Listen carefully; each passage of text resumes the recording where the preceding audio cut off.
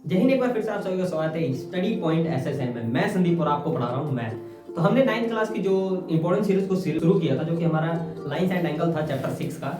तो उसका आज हम लास्ट वीडियो में पहुंच चुके हैं, क्योंकि आज ये मात्र ये 2 क्वेश्चन और रह गए इंपॉर्टेंट। इसके बाद आपका 6 चैप्टर का इंपॉर्टेंट क्वेश्चन होते हैं खत्म। जो अभी तक मैंने 8 क्वेश्चन मतलब 6 क्वेश्चन करा चुका हूँ, और आज जो 2 कराऊंगा 8 हो जाएंगे। बस इन्हीं क्वेश्चन से ही आपके पेपर में आने वाले हैं, इससे बाहर का कुछ नहीं आने वाला है।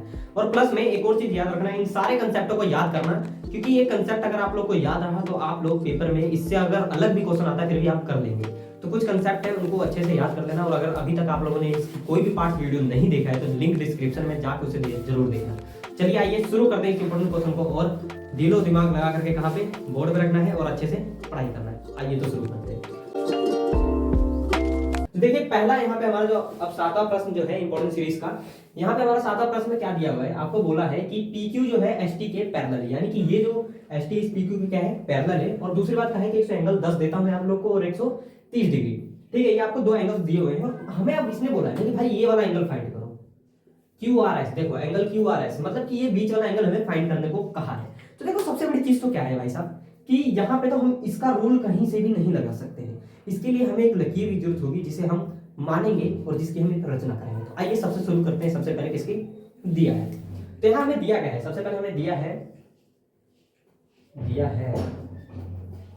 क्या दिया है आपको। पहली बात तो दिया है कि PQ is parallel to ST, और दूसरी बात क्या कहा है कि एंगल PQR जो बराबर है भैया 110 डिग्री के, और अगला चीज कहा है RST बराबर है किसके, 130 डिग्री के। ये चीज दी हुई है। अब अगली चीज हमें क्या करना है कि ज्ञात क्या करना है, ज्ञात हमें करना है भाई साहब, ज्ञात करना है एंगल QRS। इसे हमें फाइंड करना है कि इसकी वैल्यू क्या आएगी। अब इसकी वैल्यू फाइंड करने के लिए सबसे पहले हमें जरूरत है रचना की। क्यों रचना क्यों करेंगे हम, क्योंकि देखो भाई साहब यहाँ से इन दोनों में तो देखो ये पैरेलल है, इसलिए एक एंगल का कोई ना कोई रिलेशन बन जाएगा। पर यहाँ तो कोई लकीर ही नहीं है, ना ही कुछ है, तो हम इसका रिलेशन कैसे बनाएंगे। इसके लिए हम एक लकीर यहाँ पे खींचेंगे जो कि इन दोनों के पैरेलल रखेंगे, वो होगी हमारी रचना। और ये क्वेश्चन इसीलिए इंपॉर्टेंट हो जाता है क्योंकि बच्चा इस क्वेश्चन को देखता है और उसे समझ नहीं आता कि शुरुआत कैसे करें। तो आइए मैं आपको बताता हूँ कैसे करना है। तो सबसे पहले हमें क्या करना है, रचना। तो एक रचना लेते हैं हम।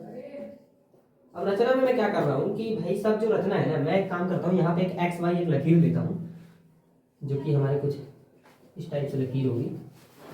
ठीक है, ये जो है X और ये Y इससे टच होगी। ठीक है दोस्तों, हाँ। अब देखो जो XY है, मैंने क्या किया कि XY का मैंने इस तरह से एक लकीर ली, जो कि मैंने कहा कि ये पैरेलल है PQ से भी और ये पैरेलल है ST से भी। ये हमने रचना किया। अब ये चीज हो गया। अब तुम्हें पता है हम एक तरह से एंगल सारी एंगल क्या है हम बना सकते हैं। अब देखो हमें क्या करना है, सबसे पहली चीज देखो, अब ये पूरा XY, पूरा ये XY इस पूरे PQ के भी पैरेलल है, इस पूरे ST के भी पैरेलल है कि नहीं है। अब देखो हमें क्या करना है, अब हमें क्या करना है, मैं अब हम हल करना शुरू करते हैं।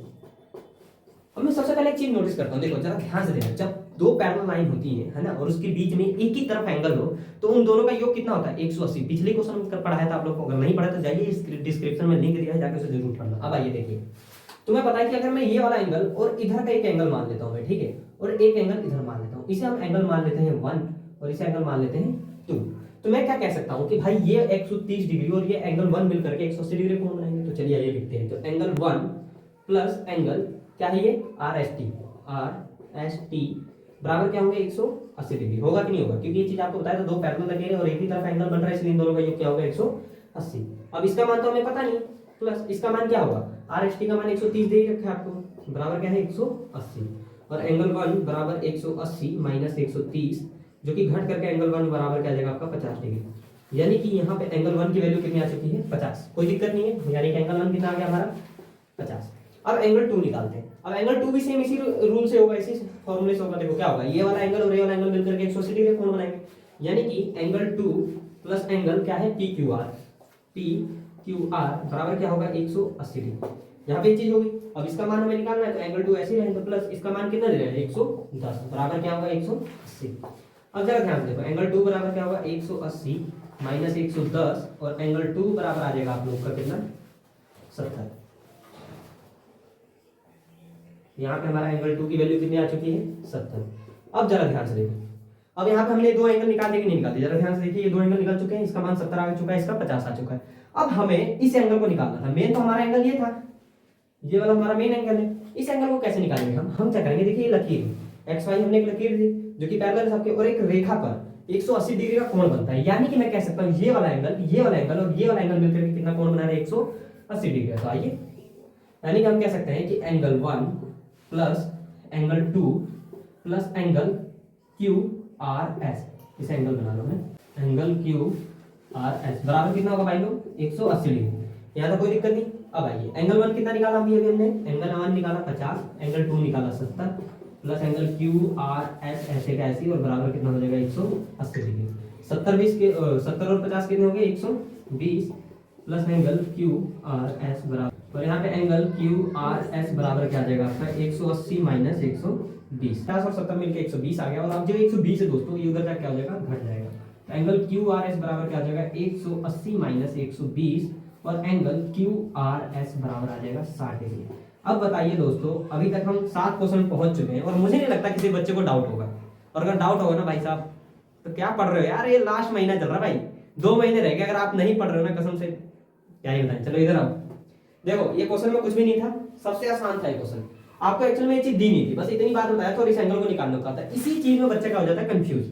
और इसी कंफ्यूजन को दूर करने के लिए आपको क्या करना है, रचना। क्योंकि आपको पता है कि बिना भाई किसी एंगल के पैरेलल अगर एंगल ना हो तो हम कोई चीज रूल लगा ही नहीं सकते, ना उसमें एकांतर कोण लग सकता ना कुछ। इसलिए मैंने सबसे पहले अपने माइंड को देखा कि भाई यहाँ पे सबसे पहले मुझे क्या करना है, एक्स वाई एक मुझे लकीर लेनी है जो कि रचना करना है। तो मैंने क्या किया, जो जो दिया है मैंने लिख दिया। हमने कहा कि ये वाला एंगल इसके पैरेलल है, फिर उसका कहा कि ये एंगल दिया है और ये एंगल दिया जो आपके सामने लिखा पड़ा है, ठीक है। एंगल 1 और एंगल पी क्यू आर मिलकर के क्या बनाएंगे, 180 डिग्री। फिर अगला इसी तरह से एंगल 1 प्लस 130 डिग्री बराबर 180, और इस तरह से घट करके एंगल 1 की वैल्यू आ जाएगी 50, जो कि यहाँ आपके सामने है। अब एंगल 2 निकालने के लिए क्या किया हमने, angle 2 plus P Q R बराबर क्या हो जाएगा, 70 घट करके 110 में से आ जाएगी वैल्यू कितनी, 70। तो ये समझ आया आपको। अब आइए इस क्वेश्चन पे। अब इस क्वेश्चन में थोड़ा सा डिफिकल्ट तो है देखने में, पर सबसे आसान है। और हो सके तो इस वीडियो को पोस्ट करके सबसे पहले आप लोग ट्राई कीजिए। चलिए उसे ट्राई कर लेना। चलिए आप शुरू करते हैं। अब देखिए इसमें क्या बोला है कि ये जो ए बी लकीर है ये सी डी के पैरेलल है, और पैरेलल है तभी हम इसके बीच में कोण को देख सकते हैं कि भाई ये बराबर है कि नहीं है। तो उसका हमने बोला है कि ये वाला एंगल जो है आपको 50 दिया हुआ है और ये वाला एंगल कितना दिया है, 127। तो चलिए सबसे पहले हमें क्या करना है, दिया है जो ज्ञात करते हैं, और यहाँ पे हमें एक्स और वाई की वैल्यू फाइंड करनी है। तो दिया है,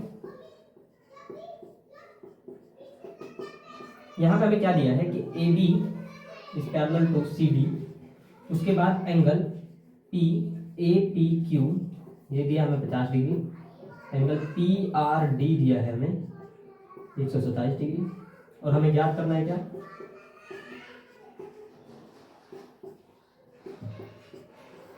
एक्स और वाई। अब हम देखो सबसे पहले किस तरह से निकालेंगे एक्स और वाई की वैल्यू। जरा ध्यान से देखो, ये दोनों रेखा कहें आपस में पैरेलल है। तो मैं क्या कह सकता हूँ कि जो ये वाला एंगल है, ये वाला एंगल और ये पूरा यहाँ से यहाँ तक का एंगल आपस में इक्वल होंगे क्योंकि एकांतर कोण है। यानी कि मैं कह सकता हूँ कि एंगल पी आर डी बराबर है किसके, angle A P Q plus angle Y के। ये क्यों है बराबर, क्योंकि क्या है, ये एकांतर कोण है ना। अब देखो इसका मान कितना दिया है, 127, इसका मान कितना है 50, इसका मान क्या है हमें नहीं पता, इसी को तो निकालना है हमें। अब देखो ये 50 इधर प्लस का इधर क्या हो जाएगा माइनस, यानी 127 में से घटा दो 50 बराबर क्या हो जाएगा एंगल वाई के, और घटाओगे यहाँ पे वैल्यू आ जाएगी आपकी कितनी, 63 डिग्री। यानी कि वाई का मान कितना आ गया, वाई का मान आ चुका आपका 63। यहाँ तो कोई दिक्कत नहीं। सेम इसी तरह से हम क्या निकालेंगे, एक्स की वैल्यू। अब देखिए एक्स की वैल्यू कैसे निकालना है। अब देखो हमने क्या देखा है कि किसी भी त्रिभुज के सामने जो बाहर वाला कोण होता है उसके सामने की दोनों भुजाओं का योग ना इसके बराबर होता है। यानी कि मैं कह सकता हूं कि जो एंगल x है प्लस एंगल y है ये बराबर किसके, 127 डिग्री के। यानी कि x का मान तो हमें नहीं पता, अभी अभी हमने y का मान निकाला कितना था, 63 बराबर कितना हो गया 127।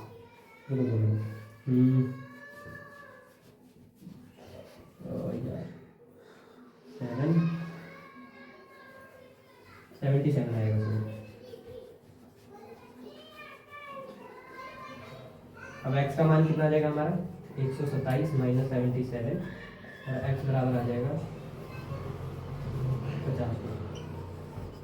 यहाँ तो कोई दिक्कत नहीं, तो x का मान हमारा 50 आ चुका है। एक तो इस तरीके से भी कर सकते हो, और दूसरी बात देखो ये जो 50 है ना इस x के बराबर होगा क्योंकि ये भी क्या है, एकांतर कोण। यानी कि अगर मैं कहूँ कि अगर एक और तरीके से निकालना हो तो तुम कह सकते हो कि एंगल ए पी क्यू बराबर है एंगल x के, क्योंकि क्या है ये एकांतर कोण, और एकांतर कोण है तो इसका मान कितना था 50, यानी कि x का मान भी कितना हो जाएगा 50। तो यहाँ पे आपका ये क्वेश्चन भी खत्म हो चुका है। ये तो बहुत आसान क्वेश्चन था यार, देखने में जितना ये मुश्किल लगता है उतना मुश्किल है नहीं, बहुत आसान था। इसमें एक बार फिर से देखो क्या करना, थोड़ा यहाँ कैलकुलेशन की गलती थी, उसके लिए माफ करना। आइए देखिए यहाँ क्या करना है। सबसे पहले हमें दिया था कि भाई A B is parallel to क्या है सी डी पे, ठीक है। उसके बाद हमें कहा है कि एंगल ये वाला जो ए पी क्यू है हमें 50 दिया है, पी आर डी हमें 127 डिग्री दे रखा था। अब उसके बाद हमने कहा कि इसे एक्स और वाई की वैल्यू निकालो। तो देखो यहाँ से आप तो डायरेक्टली एक्स का मान निकाल सकते हो क्योंकि एक दूसरे क्या है एकांतर है। और मैंने सबसे पहले देखा कि जो 27 है ना ये पूरे के बराबर है क्योंकि ये भी क्या है एकांतर कोण है। तो मैंने देखा यहाँ पे एकांतर कोण है, इसलिए मैंने क्या किया कि 127 को जो कि पी आर डी है बराबर A P Q plus angle Y के था जो कि एकांतर कोण था। इसका मान 127 था, इसका मान 50 था, वाई का मान निकालना था, 50 इधर आके माइनस होगा और घट के वाई की वैल्यू कितनी आएगी 77। तो यहाँ पे क्वेश्चन हमारा खत्म हुआ। अब अगला हमें बोला था कि एक्स का मान निकाला। मैंने ये एक्चुअली में इसलिए बताया क्योंकि कई बच्चों को क्या हो सकता है कि कई बच्चों को मान लो ये कंसेप्ट ना याद रह जाए, क्योंकि अब जिस तरह से मुझे नहीं याद रहा मैंने ये करा दिया, उस तरह से आप भी क्या पता है इन दोनों को जोड़ कैसे कर रहा हो। तो एक तरीका इसका ये भी आसान था कि 50 जो है इस एक्स के बराबर है क्योंकि ये भी एक अंतर कोण है, तो यहाँ से भी आप आंसर लिख सकते थे। पर आपको एक और नई चीज सीखने को मिली कि जब त्रिभुज के अंदर कोई कोण बना होता है ना, और जो बाहर वाला कोण होता है उसके सामने दोनों भुजाओं के ना योग के बराबर होता है, यानी कि x प्लस वाई बराबर क्या हो जाएगा 127 डिग्री।